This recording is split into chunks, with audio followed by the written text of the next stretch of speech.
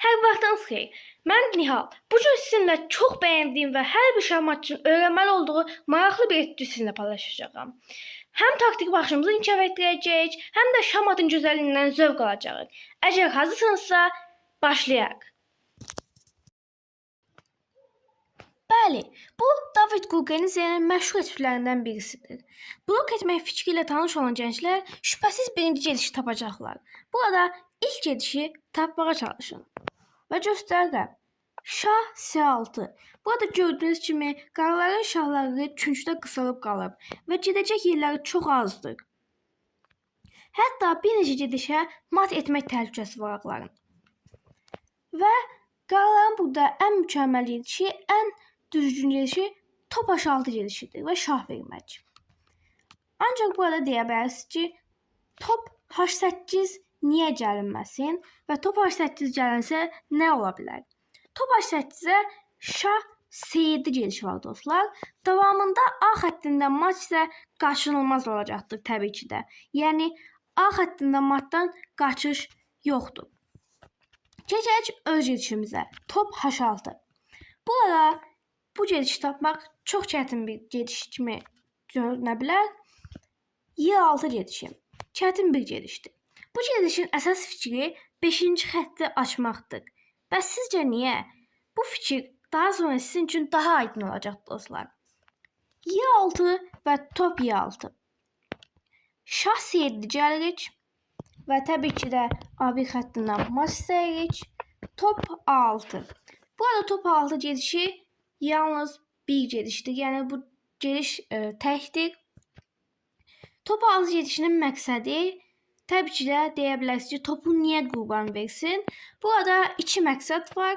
Təbii ki də gördüyünüz kimi qaraların çoxu piyadaları var və topa ehtiyacı yoxdur demək olar. Çünki 4 dənə piyadası çeşid piyadasıdır və ikisi də artıq vəzirə çıxmaq üzrədir.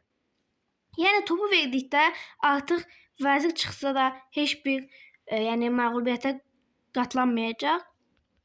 Və əgər burada B alınsaydı, A xətti bağlanırdı və qaraların matdan qaçış, yəni xilas olma yolu daha da artırdı. Buna görə də burada B6 gedişi oynanılır ağlar tərəfindən və top A7. Yenə bir top fədası. Təbii ki də B almaq ağılsızlıqdır dostlar. Şah C8 və Y2. Burada dostlar 3 dənə variant var və hamısını bir-bir təhlil edəcəyik. Y2.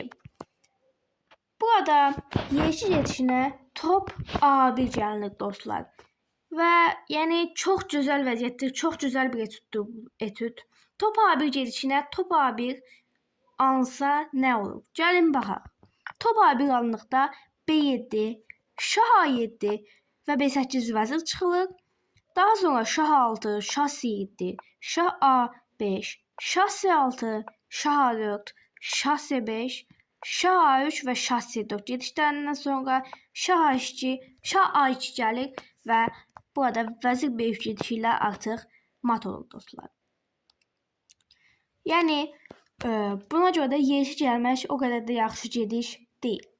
Keçək digər varianta. Burada şah C8-ə Y2 yerinə C2 gəlsə nə olacaq dostlar? Burada top D5 gəlirik. Bəs deyə bilərsiniz ki, nə üçün top A1 gəlinmir? Yəni bunun səbəbi nədir? Top A1 gəlinsəydi artıq dostlar. Bax burada top A1 gedişinə. Artıq burada top A1 alınsa B7 və davamında artıq şahı C4 xanasına gətirdikdə burada F1 vəzir çıxıb şah verə bilər. Yəni şah A2-yə qaçmaq məcburiyyətində qalmır bu zaman qaralar.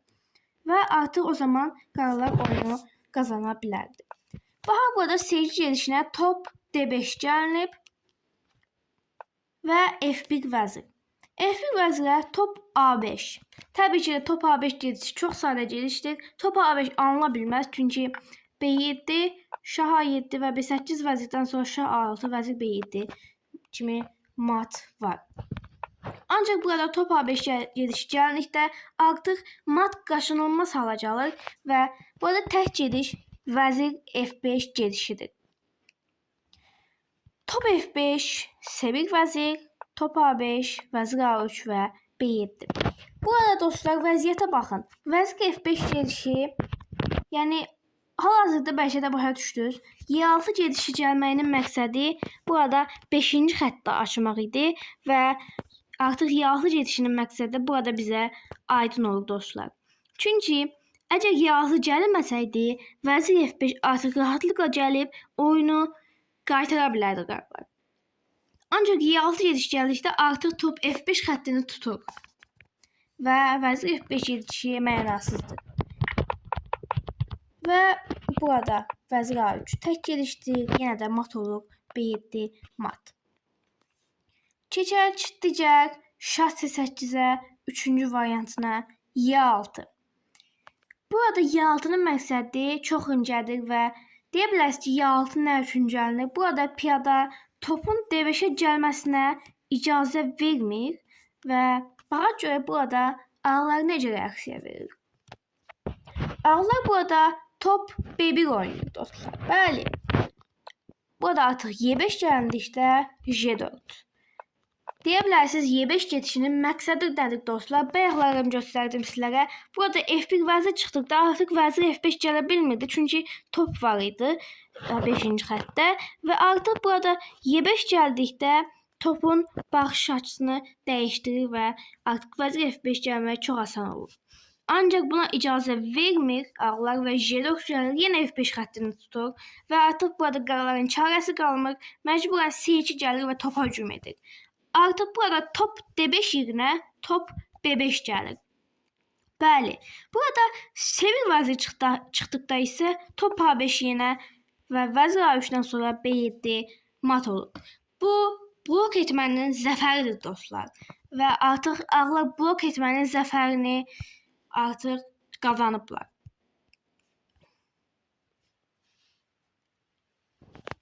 Bəs deyə bilərsiniz dostlar, burada nə üçün top A1 gedişi gəlinmədi?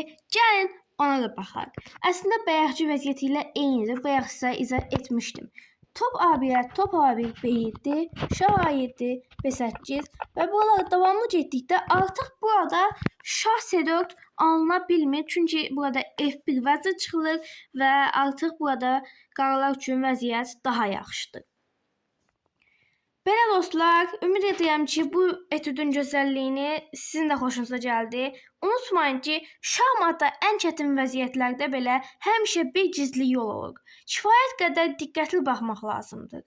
Bu tip videoların davamını istəyirsinizsə, videonu bəyənməyi unutmayın. Şahmatla qalın.